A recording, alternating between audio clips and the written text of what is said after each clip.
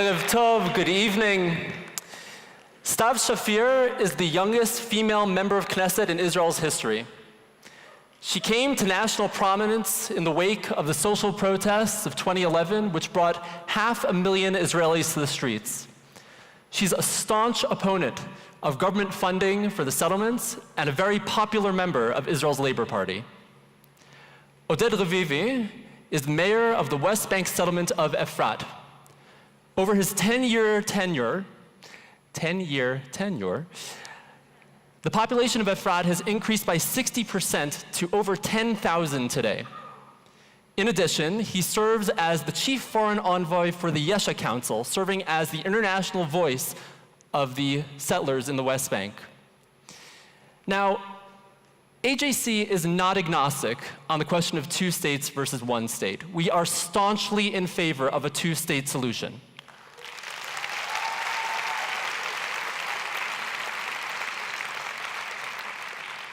At the same time, we believe in free and robust debate of big ideas, important ideas, nuanced ideas. And tonight we'll hear from two individuals who have significant followings within Israeli society and who care very deeply about preserving the Jewish and democratic nature of the state of Israel, but come from very different approaches. Now, your expressions of approval are welcome. If you want to clap, clap. If you want to cheer, cheer. But please remember that these are guests in our AJC home and keep expressions of disapproval to yourselves. Now let's give those expressions of approval a workout. Ladies and gentlemen, please join me in welcoming Mayor Oded Revivi and member of Knesset, Stav Shafir.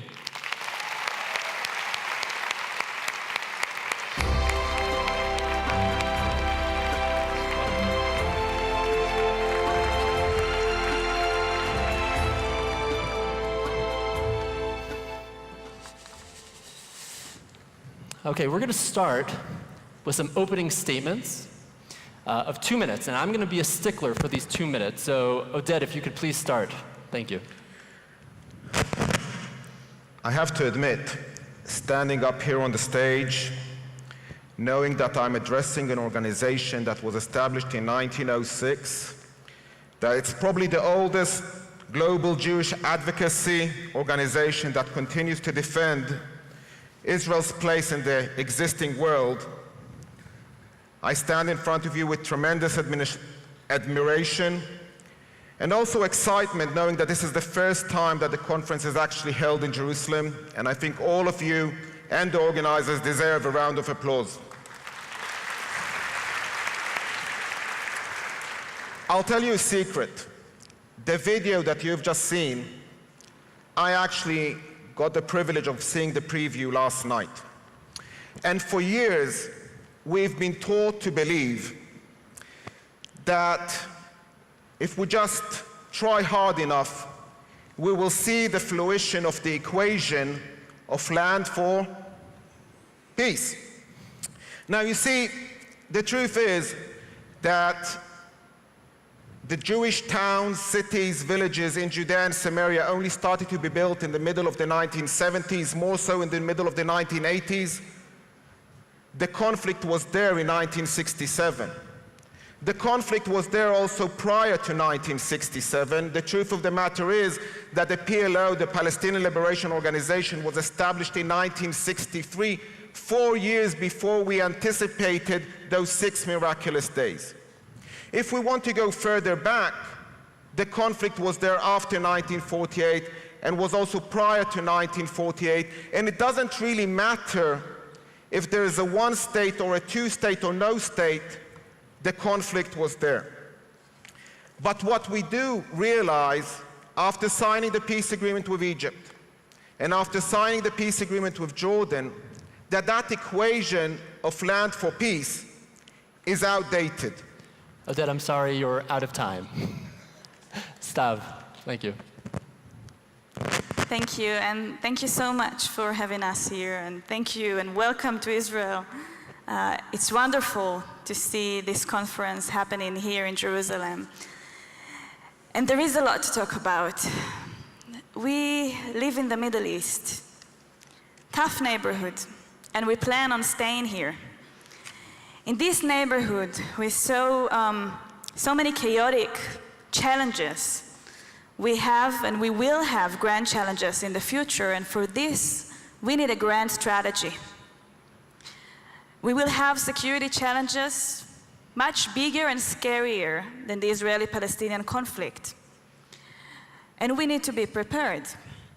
However, solving the Palestinian conflict is key to unleashing the full potential of this country and to creating the conditions that we need in order to solve future challenges and be able to cope with them. And what are these conditions?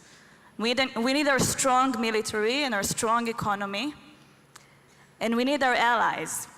We need to make sure that whatever happens, under whatever government, both here and in the US, we have the full partnership in taking action when we need to take action. To achieve that, ending the conflict is one of the key aspects that we need to solve. Now, in reality, that equation, the two options, one state or two states, there is no one state solution. There isn't such thing. I never heard a real security plan for a one state, for a binational state. I never heard a serious security paradigm that can explain to us how our security and our country as Jewish and democratic can exist, can have the full security for decades to come under one state, when the two peoples, after so many decades of fear and terror and hatred, will not just bleed into each other for decades to come. To Stav, protect our country, we need a two-state solution. Thank you. Oded, you have 2 minutes to respond. You see, what Stav is suggesting has been proven to fail for the last 70 years. We've been pulled back from Gaza. We've dug people out of their graves in order not to leave any Jewish trace in the Gaza Strip. We get missiles, we get tunnels, now we get kites. We've pulled back from Lebanon because there were people who thought that strategically we need to be in Lebanon. And today we know we have 130,000 missiles buried under houses, hospitals, hotels, aimed to be fired at Tel Aviv. It's a tough neighborhood. But we haven't tried one approach throughout the 70 years of failure of land for peace. We haven't tried an approach of a bottom-up, building trust, building bridges, not believing in fences. I'm the biggest advocate against the fence because I want to build bridges with my neighbors. And as a local leader, that's what I do every single day. Now, don't misunderstand me. Building bridges is much harder than building fences. There are people who don't want to see the normalization happening. There's a small, extreme, loud, violent minority who wants to dictate reality to the large, sane, silent majority. That's our battle. And I know that there are people suffering. There are people suffering on both sides. There are people suffering in Gaza today because of a small, extreme, loud, violent minority. And it is our job to try and engage with the large, sane, silent majority and see how we can bring a better future. Those peace agreements signed, they were always top-down. Never have they brought a better future. If we invest, if we make the people accountable for the investments, we can see a much more flourishing future. It can be in water, it can be in sewage, it can be in infrastructure, it can be in education, it can be in every single aspect of a day-to-day life. Oded, it's much harder, but it's much safer. Thank you very much.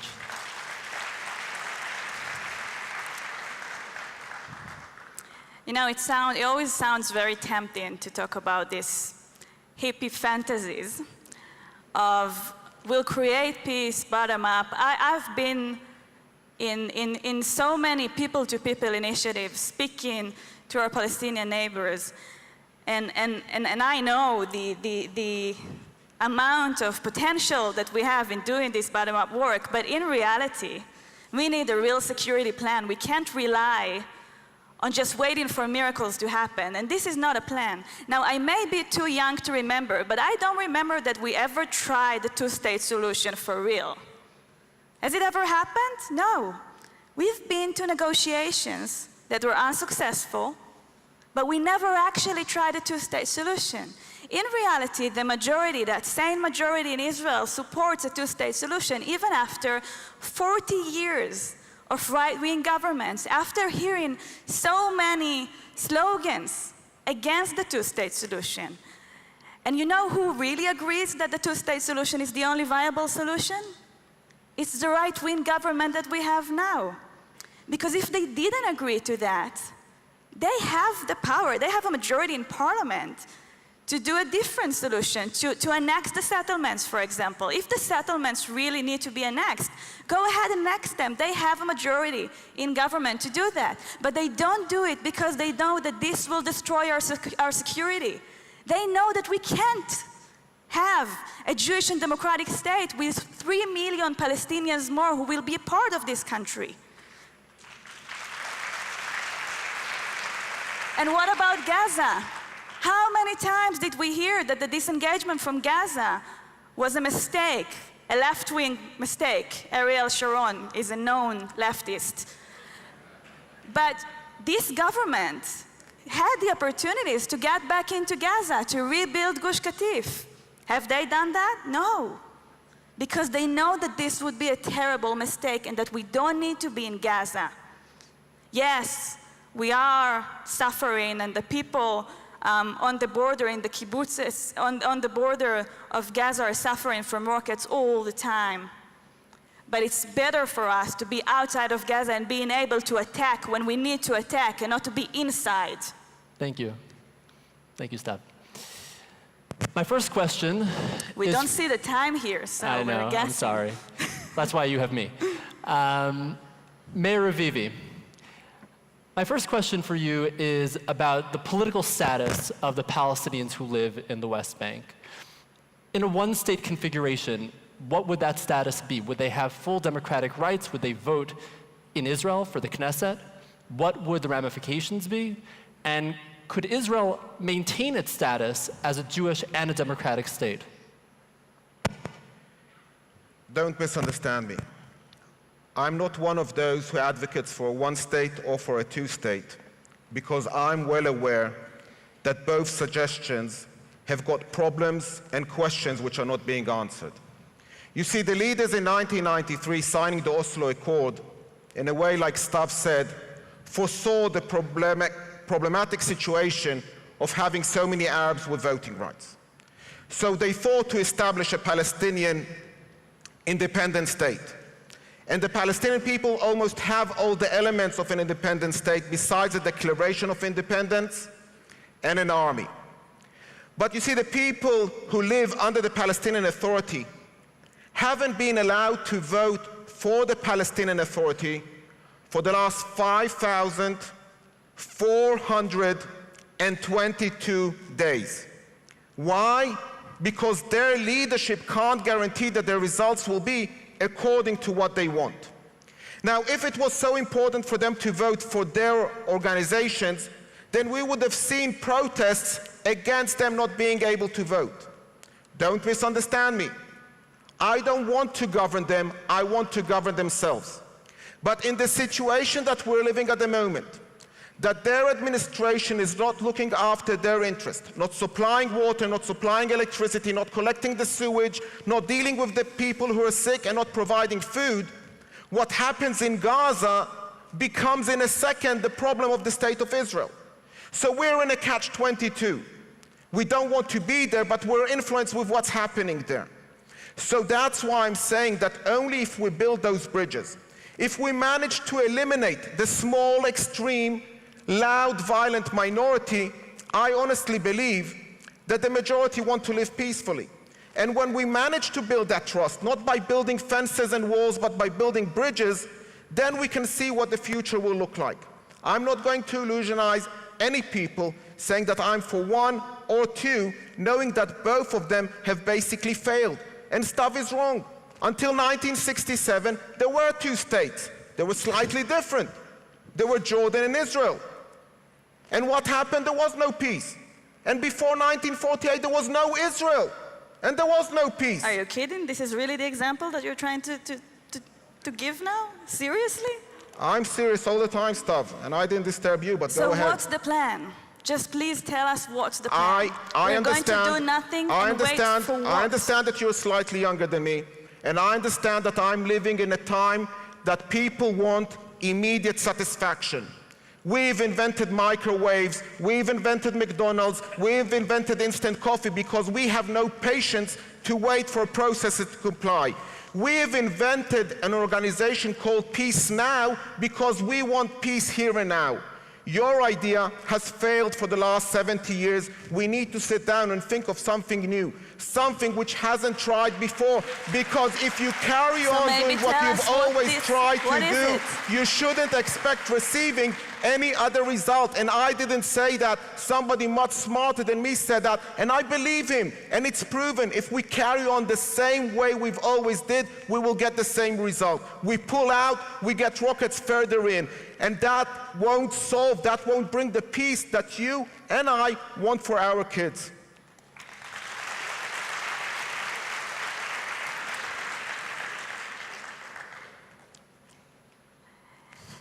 When our people in the past waited for miracles to happen and for somebody else to save them, we know what happened. The only reason that we're all here today is because our grandparents decided to make the impossible possible, and the Zionist movement made Israel happen. And how did it happen? It happened because people were courageous enough to take action, to take destiny into their own hands, and operate to achieve it. We don't really have a discussion between two states or one state, because exactly as you just heard, there is no one-state solution. There is no real security plan for that. There is that kind of idea that if we just let the status quo continue, things will somehow work out for us. It didn't work before. When we made Israel happen, the idea was that we're going to take control over our future. And the real discussion today is between the passive approach that my friend here has just told you about, and the active and initiating approach that I believe that we have to take if we want to have a future here. Well, member of I know Shafir. that today, with the strength that we have, with the economy that we have, with the talents that we have, with the strong military that we have, with the opportunities that we have in the region, with the same moderate Arab world wanting to see a progress and wanting to take part in a progress for a two-state solution, with sustainable peace agreements with Jordan and Egypt that survived throughout very difficult times, with our international allies, today we have the opportunity to make a real progress towards a two-state solution that will protect our future here. Well, let me ask you a question about that. That will allow us to build our country. You talk about the importance of an active approach. Now, you can't clap with only one hand. Is there a partner on the other side? Is there a Palestinian leadership that is willing and able to make the sacrifices necessary to bring about a genuine peace and a two-state solution? If there was a perfect partner on the other side, so maybe Oded's plan would have been great because everything could just work perfectly well. It doesn't matter who the partner is. That's reality. You don't make peace and you don't sign agreements with your best friends. If it's a real friend, so there's no need for an agreement. We have been in this conflict for such a long time. There is so much fear between the two communities. There is so much unfairness. And we have to start action with whoever partner that we have. And no, we don't need to wait for them to wear an Israeli flag and come to us and beg for an agreement.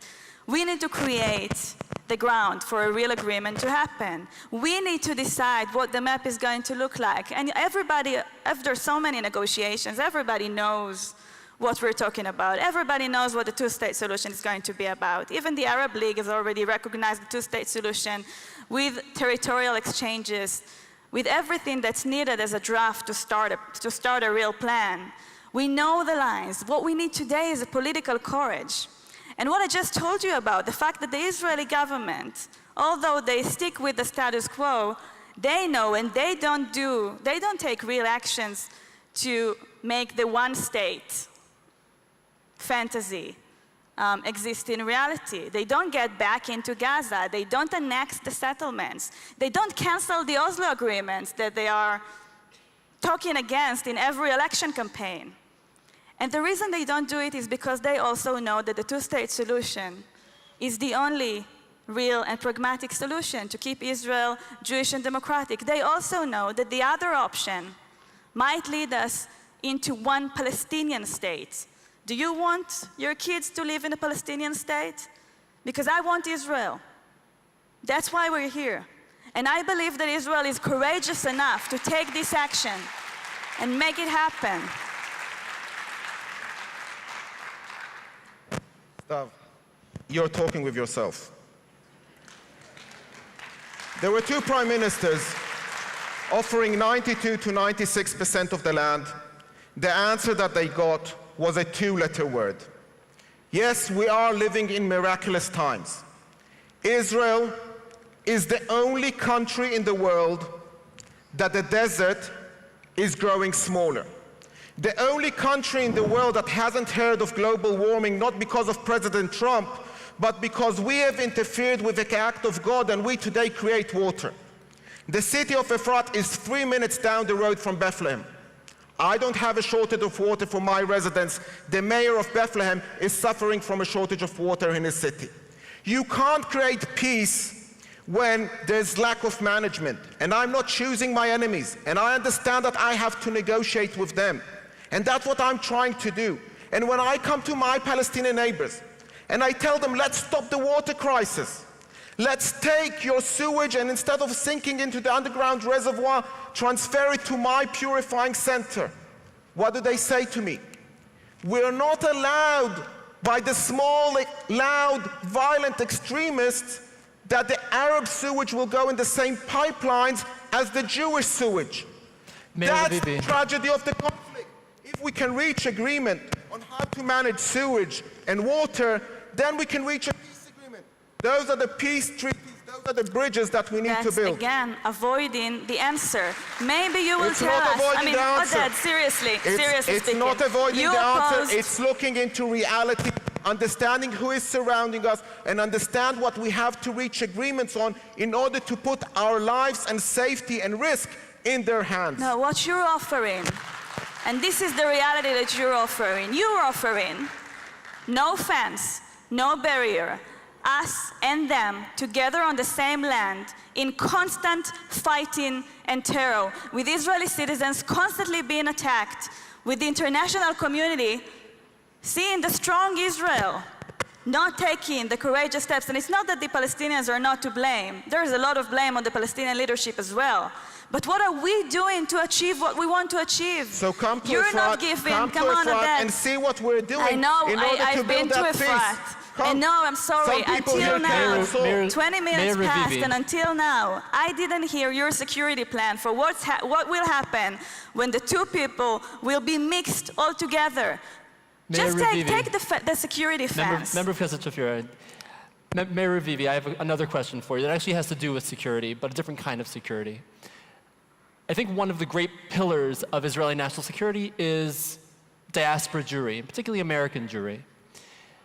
And I wonder whether we can continue to maintain American Jewish support, but even more broadly, support of the American public and of publics around the world if we don't have a two-state solution. Can we maintain that support, particularly amongst progressives, the left, if we don't resolve this conflict with a two-state solution, in your opinion?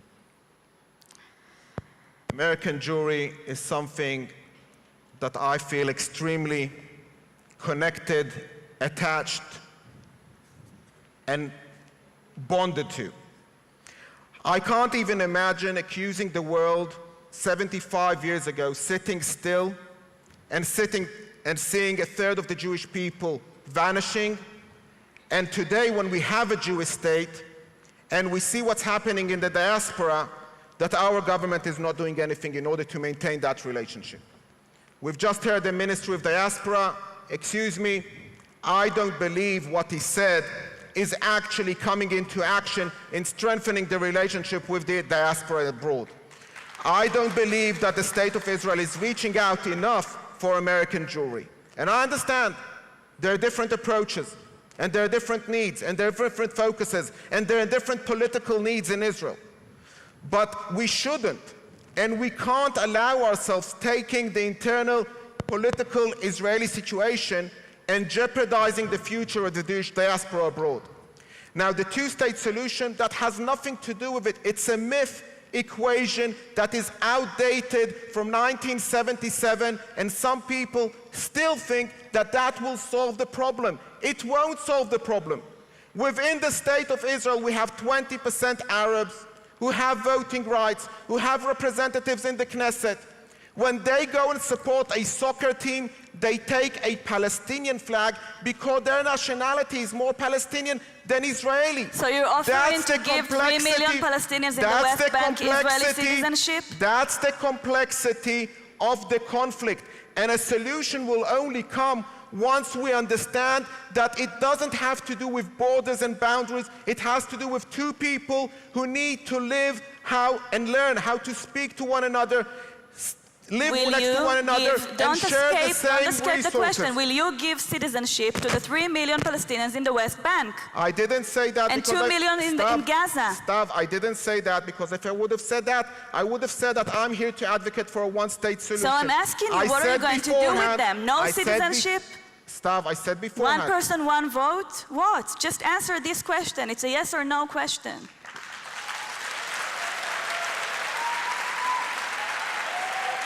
That is a yes or no question from somebody, excuse me, who has no patience.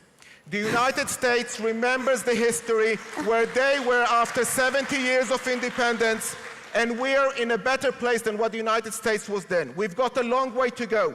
We've got a lot to learn. We've got a lot of answers to answer. But a yes or no question won't solve the conflict. In 100 years' time, your idea is to give the 3 million Palestinian citizenship or not. 100 years from now, I don't know. Just answer this question. You can add whatever you figure you want to the question. You still want the answer now, and I don't know to predict how reality will look in a minute, so never mind in 100 years. That means no planning. And you know, this is unsafe. No, stop. That doesn't mean no planning. I have one more question for you. It means a plan which is slightly different than what you want, yes or no. Mayor Revivi, more bridges. If you That's please. No plan. That's waiting for a miracle. Member Knesset Shafir, if I can just answer that, because waiting for a miracle. I mean, Israel is a miracle, but we can't afford not having a plan. That's our future. I don't want to have my children and my grandchildren still fighting this conflict, still unsafe, still under a status quo of terror, constantly and with one operation after another. Stav, I want them to be safe. Your plan has failed for the last 70 years. No, my plan was never accomplished. To think of a different plan. That's it was never accomplished, and it's still the only plan that our government, that you support, I'm in the opposition, but that our government believes. Otherwise, it would have already done something different. The entire security establishment in Israel supports the two-state solution. That's reality. Because we need to have a border between us and them, and you don't have answers. You speak so eloquently, and it's great to hear, but you don't have answers for the real questions in reality. Are you going to give them citizenship or not? Are we going to have a Palestinian majority here or a Jewish majority? I'm afraid the time has come for closing statements. Mayor Revivi, if you please. Having a plan that has failed for the last 70 years is not a plan. I am aware that I don't have answers for all the questions. I'm not staying passive. I'm active every single day to try and build those bridges. Last night with my neighbors, today at lunchtime with my neighbors, every single moment, I look at the eyes of my Arab neighbors and try and see how I can help them and how they can help me. Building fences only create monsters on the other side because you don't know what to expect. We built a solid fence with Gaza. We got surprised by tunnels, then we got surprised with rockets, then we understood why the tunnels were dug, and today we're being attacked by kites. That's how primitive the conflict, that's the tragedy of the conflict. If there was no fence, if we could help them and they could help us, I remember as a kid, going into a restaurant in Gaza, I would be willing to put money down that the waiter is from Gaza, in Tel Aviv, sorry. Today, none of us will meet any person from Gaza. I've suggested to the Minister of Education teaching all the kids of Israel Arabic in order to eliminate having the gap, the barrier of language. That's not passive. That's being active. That's promoting a better surrounding and a better atmosphere for a better future. And yes, unfortunately, we live in a neighborhood surrounded by people. If we have something that we can be jealous of the Arabs, is the notion of patience. Yasser Arafat had one peace plan, the plan of stages. There's no timeline into that plan because if it won't happen this generation, it will happen next generation. But we are believers, and we believe that we need to do action. And that's why I am active, but I understand that I have to have patience. Because if I make hasty decisions, like building the security barrier in the middle of Israel, withdrawing from Gaza without making sure what the security elements are, withdrawing from Lebanon, not knowing who is going to be on our border in the north, we might be confronted with an aim on Tel Aviv, which will be much more lethal than the imaginary peace that you tried to take us 70 years back. Thank you. Thank you, Mayor Revivi.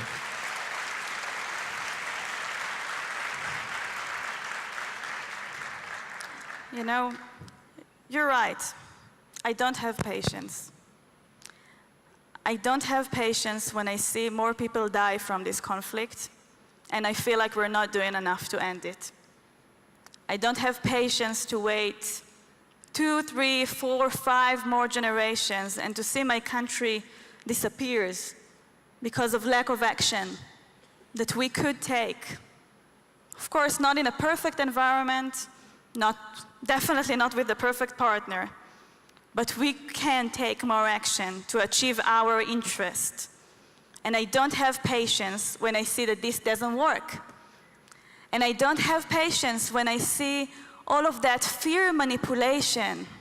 So much fear and fear and fear. Oh, come on. This is a country really based on courage. That's why Israel is a country based on courage. It's based on making the impossible possible. After what our grandparents already achieved in this country, these challenges that we're talking about are so small. They're difficult, yes, but they're small. They're nothing compared with what our grandparents have already made happen. After the Holocaust, coming from so many different places around the world, my own grandparents from Iraq, Lithuania, Poland, Romania, wherever you can think of, and make this miracle happen. And now we're just standing still, clinging to the status quo of terror and fear, instead of doing what we need to do to accomplish our security and national interest. And you know, I'm not patient when I see the damage that's happening to our democracy. When in order to maintain this fear manipulation, we see how our Supreme Court is getting hurt and weakened by right-wing ideas and very vocal threats.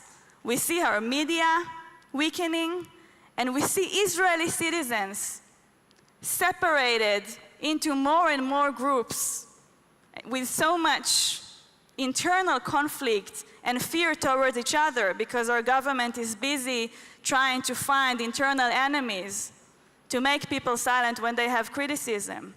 And this is not the Israel that I know, and it's not the Israel that most Israelis want. Because what most Israelis want is a liberal, free Israel where all of us are free and all of us are equal, where Israel is the capital of Judaism and having full freedom for all the Jewish streams Thank you. to live the way Thank you, they member want of to Knesset live, Shafir. and all freedom Please, for ladies all and of our gentlemen, citizens to live the life that they want to have. And I Ladies want and us to gentlemen, achieve that. please join me in thanking our debaters. Thank you.